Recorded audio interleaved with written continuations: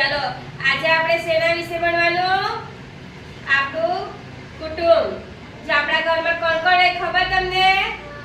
કોણ કોણ રહે? મમ્મી, પપ્પા, બાપા, બા, પછી દાદા, દાદી, કાકા, કાકી, ભાઈ, બેન રહે ને?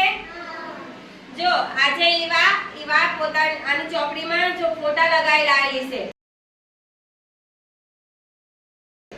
આ પહેલો ફોટો કોનો છે?